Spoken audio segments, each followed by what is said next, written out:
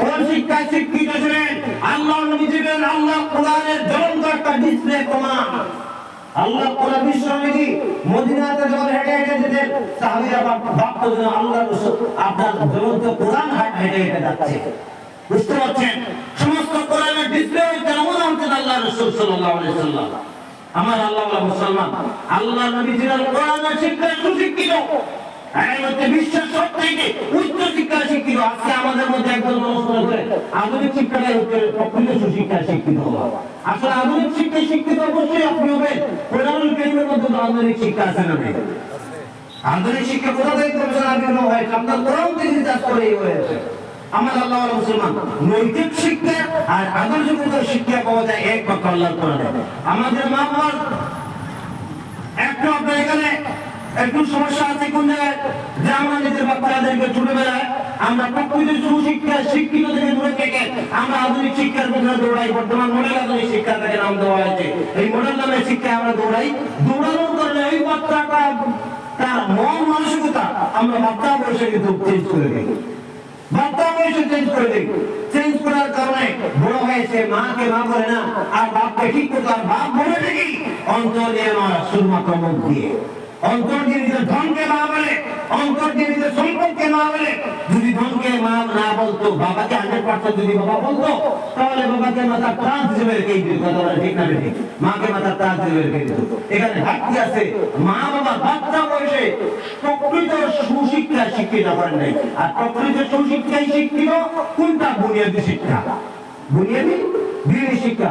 এই প্রকৃত বুনিয়াদী দিনী শিক্ষা যদি থাকতো, তাহলে সে হক না হক, অন্যায় ন্যায়, হারাম হালাল সব বুঝতে পারতো। কথা বলে ঠিক না ঠিক? আমার বন্ধু সকল, এখানে আমাদের মা বাবার একটা ঘাটতি আছে, যে বুনিয়াদী শিক্ষার ব্যাপারে আমাদের এরা ঘাটতি রেখেছিল বলে আজকে কিন্তু তারা এই অন্যায় করতেছে। বড় হয়ে সাংসারিক হলো, সাংসারিক হয়ে আপনার মা বাবার কথা মতো আর চলে না। বিয়ের আগে দেখবেন সন্তান থাকে এক পর্যায়ে, বিয়ের পয়দা হয়ে যায় অন্য পর্যায়ে। কথা বলে ঠিক না ঠিক? বিয়ের আগে এক পর্যায়ে, বিয়ের পরে অন্য পর্যায়ে। এরপরে মা বাবার আরো অনেক দায়িত্ব রয়েছে। কি দায়িত্ব? এখানে যে সম্পত্তি বন্টনের ব্যাপারে আপনার বাবা, আপনারও দায়িত্ব রয়েছে। যে কোনো সন্তানকে মা বাবার প্রতি যত্ন দেওয়ার দরকার আছে, ওনাদের হেল্প করার দরকার আছে, বাবারও দরকার আছে। সন্তানকে তারা পূর্ণাঙ্গভাবে 100% অধিকার হক দেওয়া। এখানে অনেকাংশে জায়গায় অনেক মা বাবার অনেক ঘাটতি। কেমন ঘাটতি? একটা ছেলে, একটা বাবার মা 5টা ছেলে, ছেলে মেয়ে আছে 5 জন। এখন দেখবেন যেগুলি একটা ছেলে অথবা একটা মেয়ে মা বাবাকে খুব বেশি মহব্বত করে, আর নাটক ওই ছেলেকে অথবা ওই মেয়েকে একটু দিল দিয়ে একটু বেশি ভালোবাসে। এটা প্রায় পরিবারের মধ্যে থাকে। কোনো না কোনো কাছে একটা বেশি মহব্বত থাকে অবশ্যই। এই মহব্বতের জায়গা, এটা হচ্ছে দুর্বল জায়গা। আপনি মহব্বত করতে পারেন, কিন্তু এই মহব্বতের জন্য যেন তার হকের ব্যাপারে যেন মা বাবা আপনি ঘাটতি না করেন। দয়া করে বলেন না, এই ছেলেটা আমাকে চাইতেছে, আমি তার নামে সম্পত্তি আদা লিখে দিই। এবার তো আপনার কি আছে, যতটুকু দেওয়ার কথা তা না দিয়ে একে আমি কি করি, একটু বাড়িয়ে দিয়ে দিই। যেহেতু আমাকে একটু ক্যামেরা করেছে, আমি করতে পারবো না। খবরদার, খবরদার, এটা করতে পারবেন না। আপনি কার সিদ্ধান্তে হাত দিচ্ছেন? আপনি আল্লাহর সিদ্ধান্তে হাত দিচ্ছেন। আপনি তো মহব্বত যতই করুক না কেন, কেউ যদি আপনার দিকে তাকায় না, চায় না, এরপরে আপনি তাকে তার হক দিতে হবে। আপনি তাকে তার হক দিতে হবে। এটা তার প্রাপ্য, তার পাওনা। এখানে যদি একজনকে দেন 2 বিঘা আর একজনকে দেন 1 বিঘা, আপনি দিলেন বিঘা তো দেন, দিলেন, এখানে ঘাটতি করেছেন, এর জন্য দায়ী কিন্তু আপনি। আর কিয়ামতের ময়দানে ওই সন্তান কিন্তু আপনাকে দাঁড় করায়, দাঁড় করাতে পারে। যদি সে ছাড় দেয় তো আলহামদুলিল্লাহ আপনি বেঁচে গেলেন। আর যদি সে ছাড় দেয় না, তাহলে কোন অবস্থাতে আপনার দোষটা হওয়া যদি থাকে, তাহলে দোষটা হওয়ার কোনো কাজে আসে না। হকের মধ্যে ঘাটতি করার কাজ, হক নষ্ট করার কাজ। এটা হচ্ছে পারিবারিক হক, সন্তানের হক, মেয়ের হক আছে। অনেক বাবা মেয়েদের পর্যন্ত তাদের পূর্ণাঙ্গ অধিকার দেন না। কেন দেন না? বলে না, একে তো বিয়ে সাথে বানানোর সময় অনেক টাকা পয়সা খরচ হয়েছে, এই কারণে ওই দিকে একটু ঘাটতি করে। আছে না নাই? আপনাদের এখানে মধ্যে বলে নাই, আপনাদের এখানে আছে নাকি? আবার আশ্চর্য বিষয়, কি আশ্চর্য বিষয়, আপনার একটা ছেলে যদি তার বড় অসুস্থ হয়, ওর অসুস্থতার ব্যাপারে আপনি যেটা খরচ করতে পারেন, তাকে সম্পত্তি কে আর কম দিন, এটা তো সম্পত্তি ভাগ বন্টনের ব্যাপারে কম দেওয়া বলে, তোমার চিকিৎসার ব্যাপারে আমার লক্ষ লক্ষ টাকা খরচ হয়, তোমাকে সম্পত্তি একটু কম দিব, দেন কি? না তো দেন না, তো সমান দেন। তাহলে মেয়ের ব্যাপারে এই দুর্বল সুযোগ দেন কেন? এমনিতেই মেয়েরা বড় হবে না করে যাচ্ছে, বড় হবে হলে চলে সমস্ত মায়েরা একটা পরিবারকে ছেড়ে আরেকটা পরিবারের গিয়ে পিছনে গিয়ে কাটতে হয়, দিন রাত পরিশ্রম করতে হয়।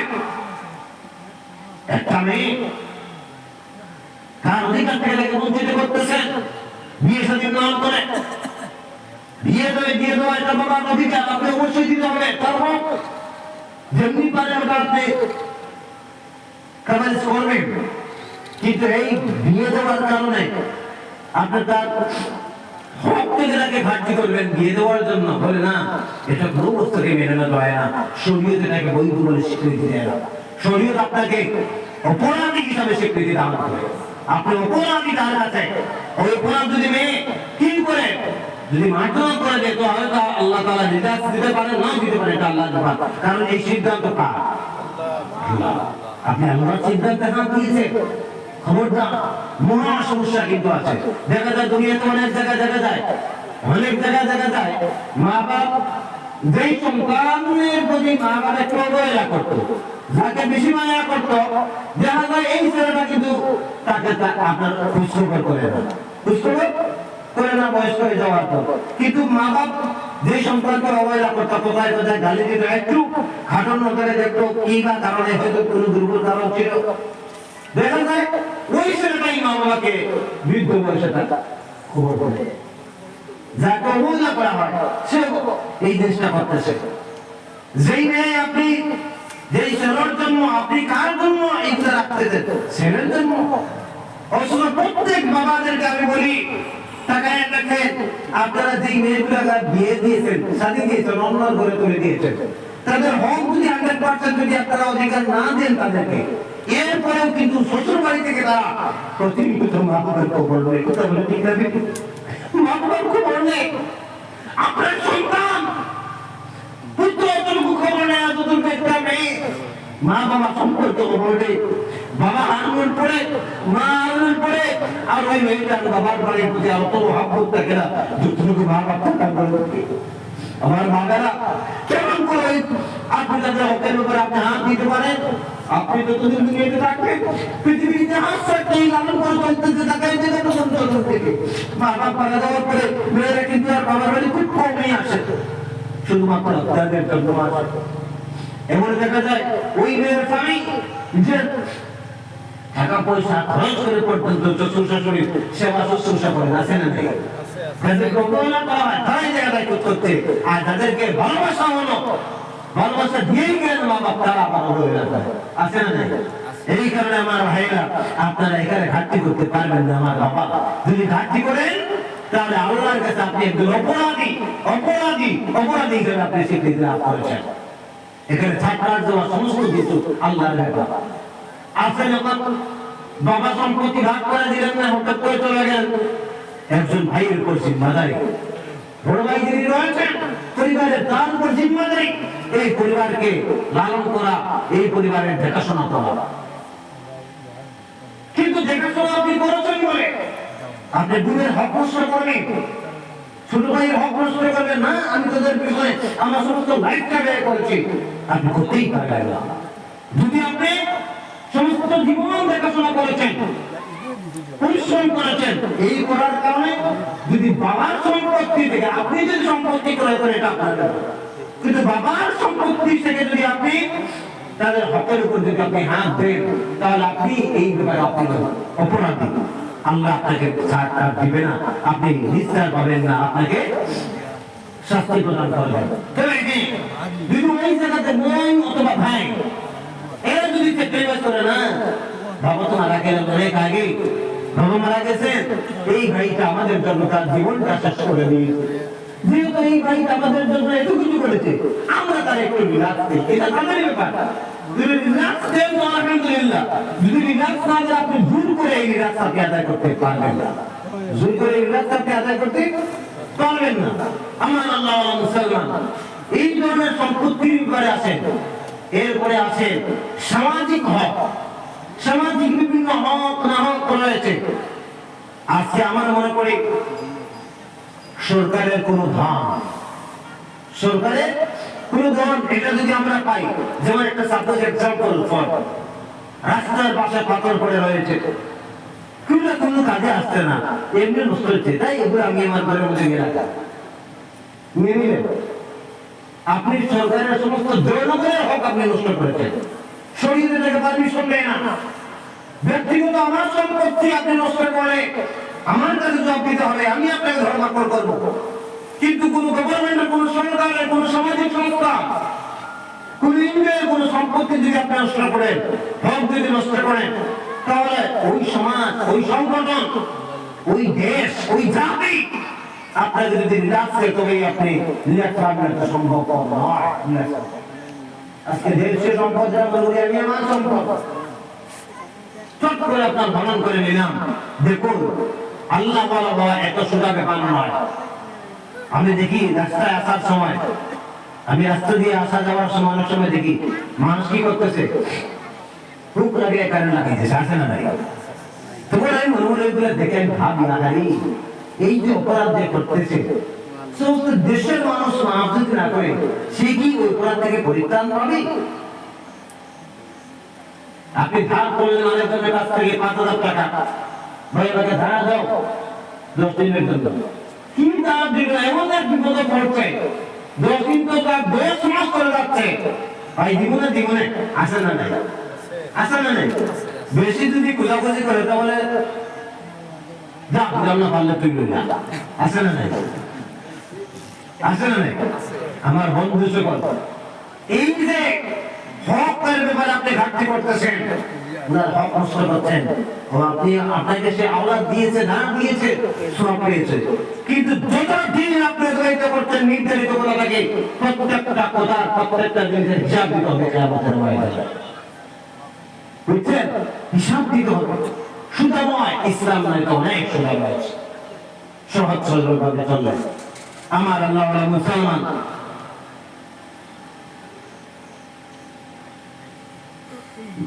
তো এই কারণে এই যে পিতামাতার হক, স্বামী স্ত্রীর হক, স্বামী স্ত্রীর ব্যাপারে আর একটা কথা আমি করতে চাই। তিনি আল্লাহ রাসূল সাল্লাল্লাহু আলাইহি সাল্লাম, উনার 11 জন স্ত্রী ছিল। মতান্তরে কোন স্ত্রী কোনদের কোন পার্লামেন্টে, আদালতে প্রচার করে দ্বারস্থ হয়েছে না, কেউ কোনদিন দ্বারস্থ হন নাই। আমরা একজন স্ত্রী রাখতে পারি না, কোনদিন শ্বশুর বাড়িতে সভা হয় নাকি, কোনদিন নিজের বাড়িতে দুইটা আসা হয়, আসে না নাই, স্বামী স্ত্রীর চোখে আসে না নাই। কেন? ওর জন্য দুর্যোগ দায়ী, সেক্রিফাইসি মনোভাব নেন, আর পশ্চিমা সংস্কৃতি দূরে ফেলুন, দিনের সংস্কৃতি গ্রহণ করুন, আপনার পরিবার সুন্দর হয়ে যাবে, শান্তি হয়ে যাবে। বিশ্বনবী ওনার আহলিয়াদের সাথে কেমন আচরণ করে চলতেন, সেই দৃশ্য আর নিজের বাস্তব জীবনে লালন করেন, ধারণ করেন, পরিবারের মধ্যে আপনার শান্তি চলে আসবে। আমরা তো পশ্চিমা সংস্কৃতি লালন করে আমরা পরিবার চলতেছি। আজকে আমি আসার সময় গাড়িতে বসে বসে করিমগঞ্জ থেকে একটা পাতাকান্দির একটা ছোট গাড়ি পাই না, সেখানে উঠে উঠে আমি আসলাম। তো আসার সময় বুঝলাম, গল্প করতে করতে বুঝলাম, আজ থেকে 10 বছর আগে আমাদের পর্দা প্রথা, আমাদের পারিবারিক প্রথার মধ্যে যে দিনের সংস্কৃতি ছিল, করিমগঞ্জ বলেন আর ত্রিপুরা বলেন, বাংলাদেশ বলেন, আমি তো বাংলাদেশ কিছুদিন আগে করে আসলাম, ভাই যা মুখিয়ে না, আমি তো সময় নিতে জন্য ঠিক আছে, ও আমার তো পরিচিত ভাই নেই, ঠিক আছে, যা বলতে চাইলাম সেই কথা। বাংলাদেশ দেখলাম পর্দা নাই, দিনের সংস্কৃতি নাই, পশ্চিমা সংস্কৃতি গ্রাস করেছে। এখানে যত মানুষ বসে আছে, প্রত্যেকে আজ থেকে মাত্র 10 বছর আগে, 15 বছর আগে আমাদের এই একটা কালচার গুলো একটু চোখের সামনে আনুন, কেমন পর্দা ছিল।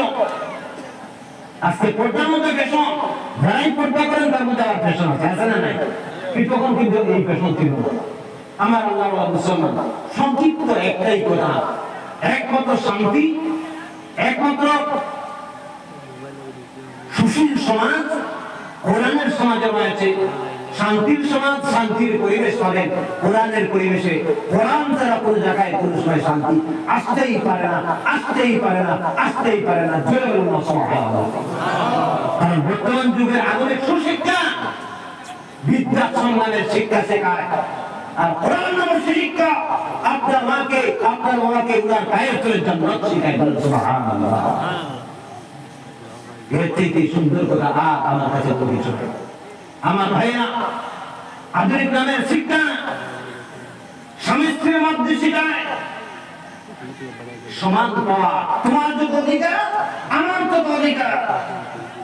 আর কোরআন নামক শিক্ষা স্বামী স্ত্রীকে শিখায় একে অপরের পরিপূরক, একে অপরের জান্নাতের ঠিকানা। বলুন সুবহানাল্লাহ। স্ত্রী যদি স্বামীর জন্য দোয়া করে, স্বামী যদি মারা যায়, স্বামী জান্নাত পায়। আবার স্ত্রী যদি দোয়া করে স্বামীর জন্য, ওই স্বামীও জান্নাত পায়। এটা কোরআন শেখায়। এই কারণে এর থেকে সুন্দর শিক্ষার কোথাও নাই। ভাইজান একটু বসেন, আমি মুসাফির মানুষ। ও ভাই একটু বসেন, মুরব্বী। হাত ঠান্ডা লাগতেছ? ঠান্ডা লাগতেছে, ঠিক আছে ইনশাআল্লাহ ছেড়ে দেবো, হুজুরে চলে আসতেছেন। আমি মুসাফির। গতকালকে দরং ডিস্ট্রিক্টে আমার একটা প্রোগ্রাম ছিল, দরং ডিস্ট্রিক্ট একটা মাদ্রাসার দোস্তারে ফজরের প্রোগ্রাম ছিল, হাফিজি মাদ্রাসা 11 জন করেছে। তো যথেষ্ট কালেকশন হয়েছে। এর আগে দ্বিতীয় রূপহীন মাদ্রাসে একটা মাত্র লক্ষ লক্ষ টাকা কালেকশন হয়েছে। আমার অত্যন্ত ভালো লেগেছে। আজকে তো আমি এই যুব সম্প্রদায়ের সম্পর্কে আর কোনো আলোচনা করি নাই, যে আপনাদের ফান্ড দেওয়ার জন্য, এখন খরচের জন্য, ভবিষ্যতে এই ধরনের জন্য আরো ফান্ডের, আরো এই ধরনের আয়োজনের দরকার আছে না নাই? কথা বলেন আছে না নাই? আমার ভাইয়েরা, আমরা চেষ্টা করি ভবিষ্যতে ওই সমস্ত বিভিন্ন ফাউন্ডেশন যারা নাম দিয়েছেন, নাম দিয়ে এগুলা করছেন, তারা যেন আরো দিনের ব্যাপারে, ইসলামের ব্যাপারে, সমাজের ব্যাপারে, শুধু ইসলামের নয়, সমাজের ব্যাপারে, সমাজ সুন্দর থাকলে ইসলাম সুন্দর থাকবে, সমাজের মধ্যে সুন্দর থাকলে ইসলামের মধ্যে বাতিলে আসবে। এই কারণে সমাজের শান্তি প্রদর্শিত হয়, এই শান্তির জন্য তারা কাজ করবেন। তাদের জন্য আমরা কি আছে, এমন একজন তরুণ যুবক আমি দেখতে পাই এই তরুণ প্রজন্মের মধ্যে, যে এই ফান্ডের মধ্যে ৫০০০ টাকা দিয়া এই ফান্ডকে ইসলামের জন্য আরো শক্তিশালী করবে। ৫০০০ টাকা দান করবে। কোন আল্লাহর বান্দা আছেন নাকি? সুন্দর আমার মায়ের মতো, আমি চাঁদকে বলি তুমি সুন্দর আমার মায়ের মতো। মাঝে আমার সবার সেরা, মাঝে আমার সবার সেরা, অনন্য কাল বিরত, আমি তাদেরকে বলি তুমি সুন্দর আমার মায়ের মতো। আল্লাহ রাব্বুল আলামিন মায়ের জন্য বাবার জন্য বান্দা দুই কেরাত এলান করলেন, কবুল মঞ্জুর ফরমাও। ইনামি রবনায়ে ভুবন চিরদিন, ক্ষমা করে দিও তোমরা আমায়, ক্ষমা করে দিও তোমরা আমায়, ভুল করে থাকি যদি কোনদিন, হারিয়ে যাব একদিন আমি রবনায়ে ভুবন চিরদিন। বলেন আমার সাথে। নিতর হয়ে পড়ে রবে আধার কবরে আলোর প্রদীপ, কেউ নাই কবু জ্বলবে, থাকবে না কেউ জানি আমার পাশে, কাটাবো একাকী রাত দিন, হারিয়ে যাব একদিন আমি রবনায়ে ভুবন চিরদিন। সাল্লাল্লাহু আলাইহি ওয়াসাল্লাম কামা তুহিব্বু তুরবান তাদাবানা তুহিব্বু তুরবান। আল্লাহ তাআলা যদি কোরআন আলোচনা করলাম, সব কিছু আলোচনা করতে পারেন এই সংক্ষিপ্ত সময়ে। আল্লাহ তাআলা যাকে আলোচনা করেছি, ভুল ত্রুটিগুলো তুমি আল্লাহর জাত বান্দাদের মাফ করে দাও। ভালোগুলো আমি থেকে শুরু করি, আমাদের সবাইকে তুমি আমল করার তৌফিক দান ফরমাও। আমাদের মা বাবা যারা দুনিয়াতে নাই, ওদের ওসিয়তের আল্লাহ তাদের জান্নাতবাসী বানিয়ে দাও। যারা জীবিত আছেন হায়াত তুমি তৌফিক নসিব করে দাও। আল্লাহ তাআলা যারা দান করে তাদের দানকে কবুল ফরমাও। আয় আল্লাহ তাআলা বিশেষ করে এই সমস্ত ভাইয়েরা এই সংগঠন তৈরি করেছেন, এই সংগঠনের মাধ্যমে আজকের আয়োজন আল্লাহ তাআলা আমার ভাইদেরকে তুমি ইসলামের জন্য কবুল করে নাও, সমাজের জন্য তুমি কবুল করো আল্লাহ রাব্বুল আলামিন। আমার ভাইদের উজ্জ্বল জীবনের কামনা করতে তুমি আমিন। ও আল্লাহ, তারা এত সুন্দর একটা আল্লাহ ফাউন্ডেশনের মাধ্যমে এত সুন্দর আয়োজন করেছে, প্রত্যেকটা ভাইয়ের জীবনকে আল্লাহ জাত সুন্দর করে দাও রব্বুল আলামিন। এখানে যত মানুষ যত যন্ত্রণা নিয়েছে আল্লাহ প্রত্যেকের আল্লাহ দিনের যত আল্লাহ নাসা পূরণ করে দাও। সুবহানা রাব্বিকা রাব্বিল ইজ্জাতি আম্মা ইয়াসিফুন ওয়া সালামুন আলাল মুরসালিন আলহামদুলিল্লাহি রাব্বিল আলামিন বিরহমাতিকা ইয়া আরহামার রাহিমিন। আমি এই ধর্মটা মন করে বলতেছে আপনার রুকমা সাইমা আবু হেলার মতো প্রশাসক দেশটা উঠাইছে দুনিয়াতে, কথা বলেন ঠিক না বেঠিক?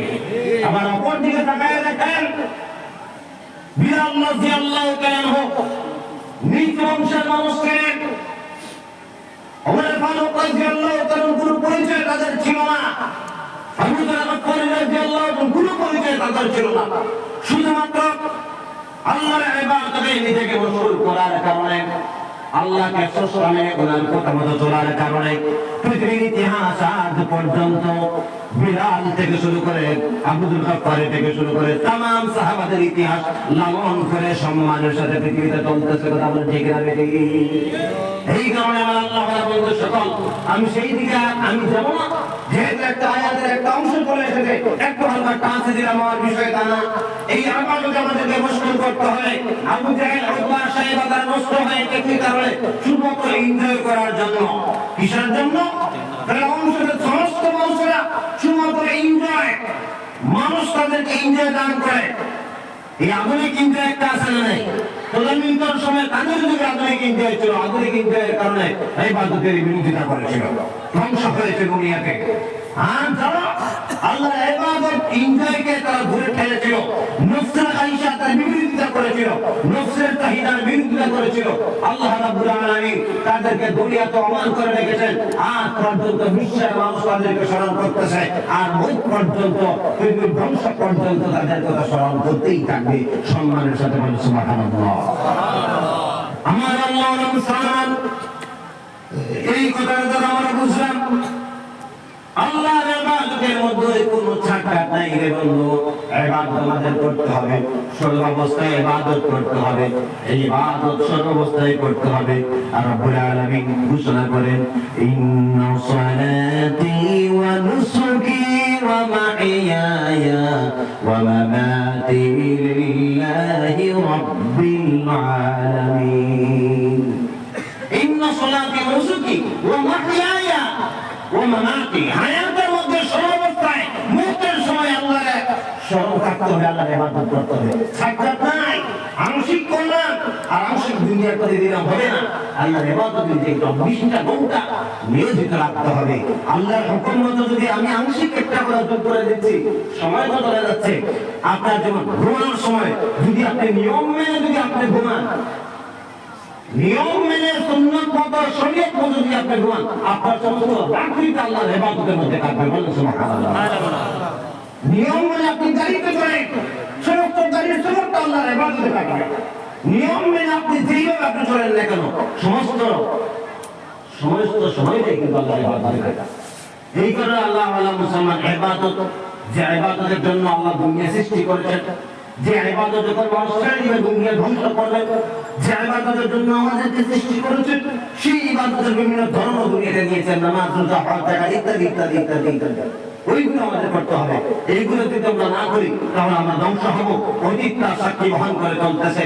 যারা এই ইবাদতের মধ্যে কাটাই নাই, এনজয় করেছিল, তারা ধ্বংস হয়েছে, আমরাও ধ্বংস হব। এই কারণে আজকের বিশ্বে মুসলিমরা মার খাচ্ছে, মুসলমানরা ইসলাম মার খাচ্ছে। ইসলাম আজকে নিয়মানুসরণ করে, তার কারণটাই হচ্ছে আমরা আল্লাহর মূল ইবাদত থেকে আমরা অনেক দূরে চলে গেছি। আধুনিকতা আজকে আমাদেরকে গ্রাস করে ফেলেছে, পশ্চিমা সংস্কৃতি আজকে আমাদের গ্রাস করে ফেলেছে। আমরা আমাদের নিজের সংস্কৃতি ঘুরে অনেক ফেলে দিয়েছি। আমার বন্ধু সকল, আমি সেই কথার দিকে আর যাবো না, মূল বিষয়ের মধ্যে চলে যাই। আমি আমার যে আয়াতের তেলাওয়াত করেছিলাম, এই আয়াতের শেষাংশ রয়েছে وَقَضَى رَبُّكَ أَلَّا تَعْبُدُوا إِلَّا إِيَّاهُ وَبِالْوَالِدَيْنِ إِحْسَانًا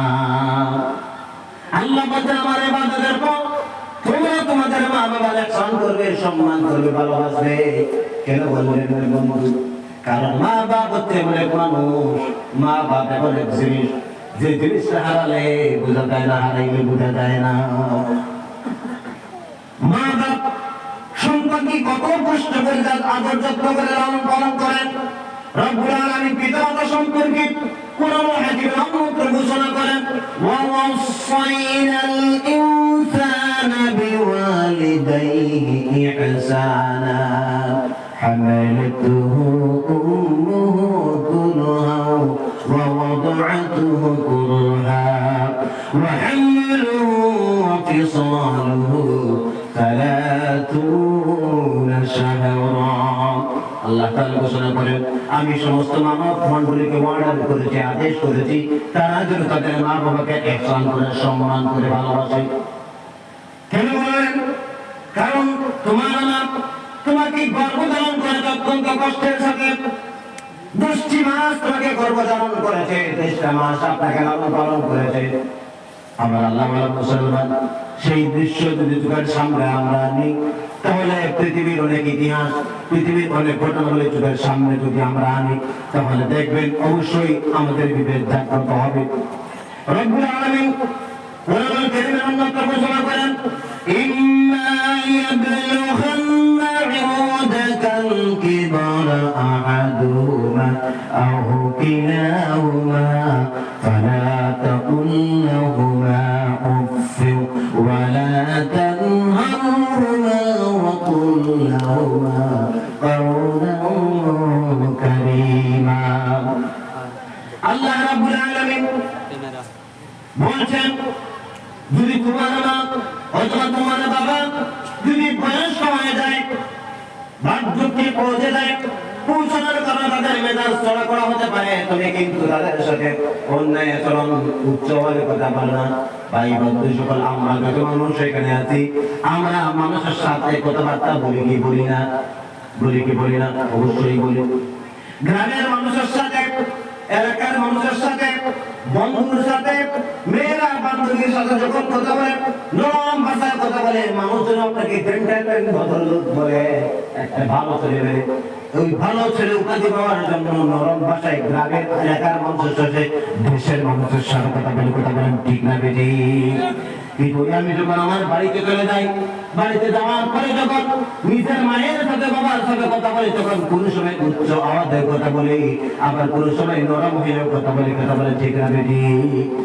বাড়িতে যখন আমরা কথাবার্তা বলি গ্রামের মানুষের সাথে, বাবার সাথে, হঠাৎ করে কোন সময় গরম হয়ে কথা বলি, বাপ একটা কথা বলেছে, রাগ করে উত্তর দিই, কথা বলে ঠিক না বেটি? কিন্তু বাড়িতে যেই আপনি আচরণটা করেন, এলাকার মানুষের সাথে কিন্তু সেই আচরণটা করেন না। কেন করেন না? একটা জিনিসের জন্য, শুধু সেটা আপনি একটা সার্টিফিকেটে আপনি ভালো মানুষ, বাস এটা খুব ভালো, নমনীয় ব্যবহারটা। এই নমনীয় ব্যবহার, নম্র ভদ্র ছেড়ে আমি এই উপাধি পাওয়ার জন্য দুনিয়ার মানুষের সাথে নরম সুলভ আচরণ করি। কিন্তু এই দুনিয়ার মানুষ যদি আমাকে কঠিন করে, আমার কোন জায়গা আছে না, যদি আমার মা বাবা আমার জন্য দোয়া করে, কথা বলে ঠিক আছে, সেই জায়গায় কিন্তু আমরা একটু দুর্বল, সেখানে অন্যায় আচরণ করি। বাপ দুঃখ লেগেছে কি, বাপ করে পরিবারের ভিতরে মায়ের কি দুঃখ লেগেছে, সেই দিকটা আমরা দেখি না, তাদেরকে আমরা কষ্ট দিই, তাদেরকে আমরা অনেক সময় আমাদের কথার দ্বারা, ব্যবহারের দ্বারা, চালচলনের দ্বারা তাদের মনের মধ্যে অনেক আমরা কষ্ট দিই। আমার বন্ধু সকল, আমরা যারা বিবাহিত আছি, নিজের পরিবারের দিকে তাকাই, একটা মানুষ, মহিলা মানুষ, মেয়ে মানুষ, মা মানুষ, কত কষ্ট করে একটা সন্তানকে লালন পালন করে বড় করে, 10টা মাস গর্ভধারণ করে, ঠিক মতো পেট ভরে খেতে পারে না আমার ভাইয়েরা, ঠিক মতো ঘুমাতে পারে না। সমস্ত দিন আপনার জন্য কাটে, পরিবারের জন্য কাটতে হয়, পরিবারের জন্য পরিশ্রম করতে হয়, এরপর সংসারের কাজ করতে হয়, এরপর সন্তান পেটের মধ্যে লাথি দিয়েছে, হাত দিয়ে গুঁটা গিয়েছে, বেদনার যন্ত্রণা শুরু হয়ে গেছে, মা যখন খেতে পারছিল, খেতে পারে না, পেট বেদনা শুরু হয়ে গেল। এমন অস্থির পরিবেশ নিয়ে একদিন নয়, 2 দিন নয়, 10টি মাস, একটা মাস কি করে অতিবাহিত করতে হয়, কত কষ্ট করে, সেটা একজন ভুক্তভোগী মহিলা ছাড়া আর কেউ বুঝতে পারবেন না, কথা বলে ঠিক না বেটি? বন্ধু সকল, এমনি যখন একটা সন্তান প্রসব করে, এই পরিশ্রম কি শুধু মুসলমানের মায়েরা করেছে না, পৃথিবীর সমস্ত অংশের মা। দেখুন এখানে ইসলাম সম্পর্কে আজকে অনেক দল মানুষ ইসলাম সম্পর্কে বিভিন্ন ধরনের কথাবার্তা বলে। আল্লাহ তাআলা এখানে ইসলাম শব্দ ব্যবহার করেছেন, কুরআন হাকিমের মধ্যে মুসলিম শব্দ রয়েছে, কিন্তু আল্লাহ এখানে মুসলমান মুসলিম শব্দ ব্যবহার করতে পারতেন, কিন্তু মুসলমান না বলে ইনসান ব্যবহার করলেন তো। মানব মন্ডলী বললেন বলো, মানব সম্প্রদায় বললেন কেন? তার কারণ সমস্ত মানব মন্ডলী এই সৃষ্টি জগৎ সৃষ্টিকার সৃষ্টি। কে সৃষ্টি করেছেন? আল্লাহ সৃষ্টি করেছেন। হিন্দুর মা যেভাবে তার সন্তানের জন্য কষ্ট করেছে, বুদ্ধের মা যেভাবে তার সন্তানের জন্য কষ্ট করেছে, মুসলমানের মাও ঠিক তেমনিভাবে 100% সন্তানের জন্য কষ্ট করেছেন। কথা বলেন ঠিক না বেটি? এখানে কোনো ঘাটতি আছে? কোনো ঘাটতি নাই। আমার বন্ধু সকল, আমরা যারা পুরুষ আছি, আমাদের একটু পিছনের দিকে আমরা একটু তাকাই। যখন আমরা ছোট ছিলাম, আমাদের আজকে পকেটের মধ্যে 1500 টাকার মধ্যে পাওয়া যায় কি যায় না? আছে না নাই? যখন ছোট ছিলাম, আমাদের প্রত্যেকের পরিবারের মধ্যে গরিব অবস্থা ছিল, কে ছিল না? গরিব অবস্থা ছিল, ঠিক মতো কিন্তু টাকা পয়সা ছিল না। বাবাকে যে জিনিস চাহিদা করতাম, বাবা সব ধরনের চাহিদা কিন্তু পুরো করতে পারতেন না। মনে করে একটা দৃশ্য চোখের সামনে আনি, একটা বাড়িতে দিন আব্বাকে বলেছেন, আব্বা গত বছর আপনি আমাকে নতুন কাপড় দেওয়া নাই। পাশের বাড়ির বাবা নিজের ছেলেকে নতুন কাপড় দিয়েছে, তুমি গত বছর আমাকে নতুন কাপড় দেওয়া নাই। এইবার যদি আমাকে নতুন কাপড় না দিলে আমি ঈদ গায়ে যাব না।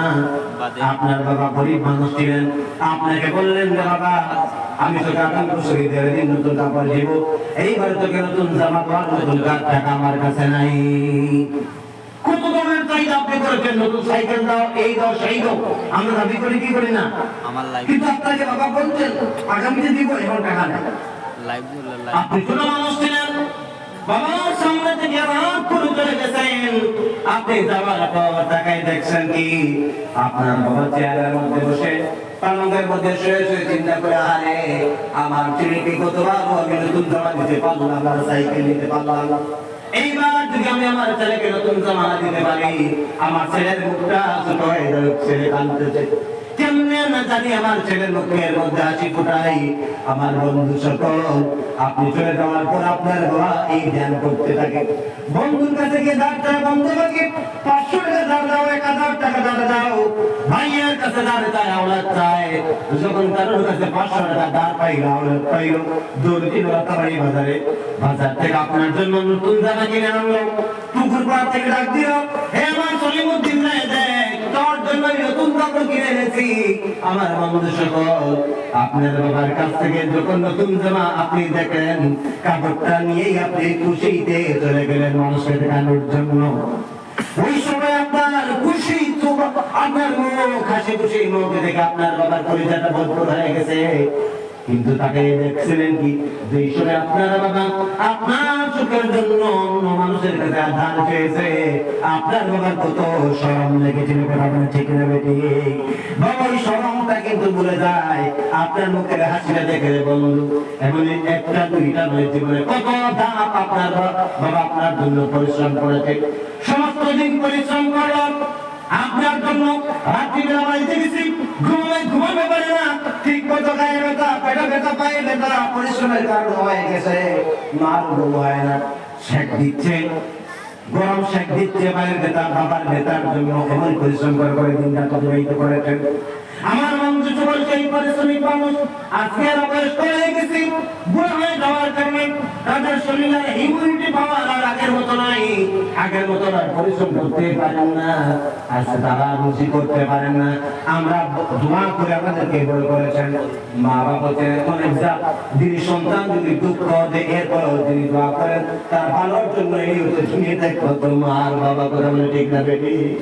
সন্তান যদি বাবাকে হাঁটানো দুঃখ করে, কিন্তু এর মানে মা বাপ চিন্তায় করে যদি দোয়া করে সন্তানের জন্য ভোট দোয়া করে না, কি করে দোয়া করে আল্লাহ আমার সন্তান ভালো করে দোয়া করে দিন না, আপনার জন্য দোয়া করে আপনার জীবনে একটা পর্যায়ে আপনাকে পৌঁছালেন। রোজগারি বলেন, টাকা পয়সা রুজি করতেছেন, রুজি করে আজকে ঈদের দিন আপনি বাড়িতে যান, বাজারে যান, বাজারে গিয়ে ঈদের কেনার জন্য 2000 টাকা দিয়ে জামা কিনেন আর বিবির জন্য 5000 টাকা দিয়ে শাড়ি কিনেন।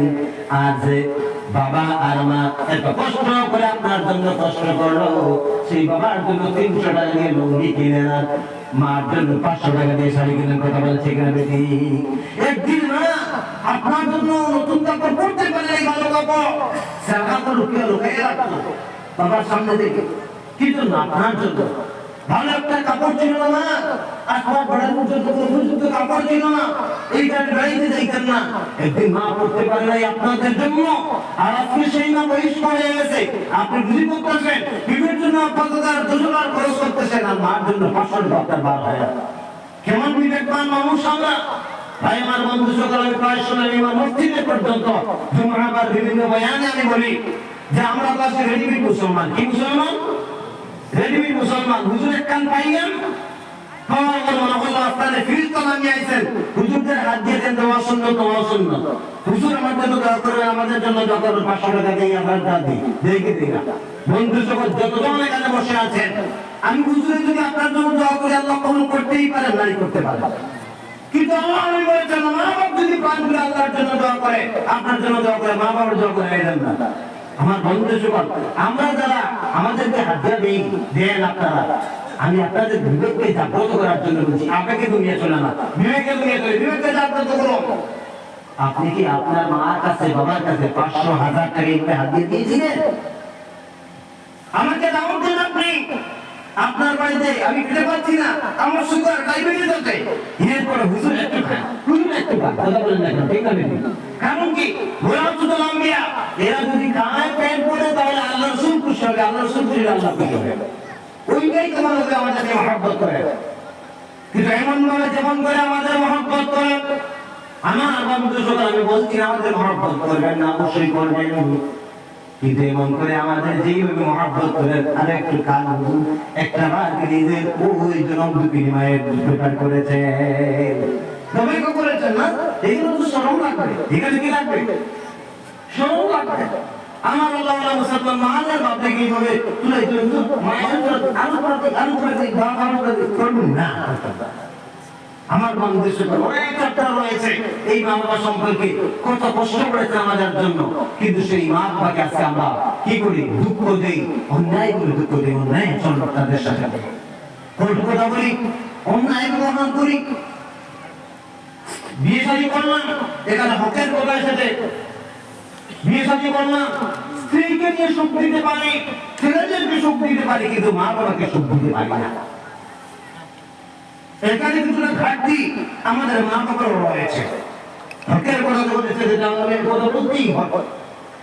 কি ঘাটতি রয়েছে? এই ছোটকালে একটা মা একটা বাবা একটা সন্তান আল্লাহ রাব্বুল আলামিন আপনাকে দিয়েছেন। এই সন্তানের বাবা হওয়া মা হওয়াটা বড় ব্যাপার নয়, উপযুক্ত মানুষটা হইতে বড় ব্যাপার। আর থাকায় গেলে দুনিয়াতে কত মানুষ রয়েছে তাদের একটা সন্তান নাই, সন্তান পাওয়ার জন্য হুজুরদের পিছনে পিছনে দৌড়াইতেছে, তাবিয়াতি হুজুরদের পিছনে পিছনে, দোয়াতি মেসাবদের পিছনে পিছনে দৌড়াইতেছে। আছে না নাই? খতমের পর খতম করাইতেছে শুধুমাত্র একটা আশায়, একটা বাচ্চার জন্য আল্লাহ তাকে রাখবে। সন্তান নাই, কিন্তু আল্লাহ রাব্বুল আলামিন আপনাকে 5টা সন্তানের বাবা নিয়েছেন, 10টা সন্তানের বাবা নিয়েছেন, একটা সন্তানের বাবা নিয়েছেন। আপনি অহংকার করছেন, এখানে অহংকারের জায়গা নয়। আপনার অত্যন্ত দায়িত্ব বেড়ে গেছে, দায়িত্ব বেড়ে গেছে। কি দায়িত্ব? আপনার সন্তানকে উপযুক্ত সুশিক্ষায় শিক্ষিত করা। কোরআনুল কারীম হতে পারে একটা গ্রন্থ, যেই গ্রন্থের আবির্ভাব হয়েছে ইকরা শব্দের পড়ো, বিসমি রাব্বিকাল্লাযী তোমার খালাক, তোমার প্রভু নামে জিনগুলোকে সৃষ্টি করেছে, তুমি তার নামে পড়ো। আমার বন্ধু সকল, তাকে সুশিক্ষায় শিক্ষিত করতে হবে, এটা মা বাবার নৈতিক দায়িত্ব। কিন্তু আজকে আমরা সুশিক্ষাকে মনে করি, আধুনিক শিক্ষাকে আমরা সুশিক্ষা শুধুমাত্র মনে করি। মনে রাখবেন, ডক্টর মাইকেল এইচ হার্ট 100 মনীষীর জীবনী একত্র করে একটা বই লিখেছিলেন, যে বইটার মধ্যে হিন্দুদের মহাপুরুষের নাম রয়েছে, যে বইটার মধ্যে খ্রিস্টানদের মহাপুরুষের নাম রয়েছে, যে বইটার মধ্যে বুদ্ধদের আমাদের ধর্মগুরুর নাম রয়েছে, যে বইটার মধ্যে মুসলমানদের ধর্মগুরুর নাম রয়েছে।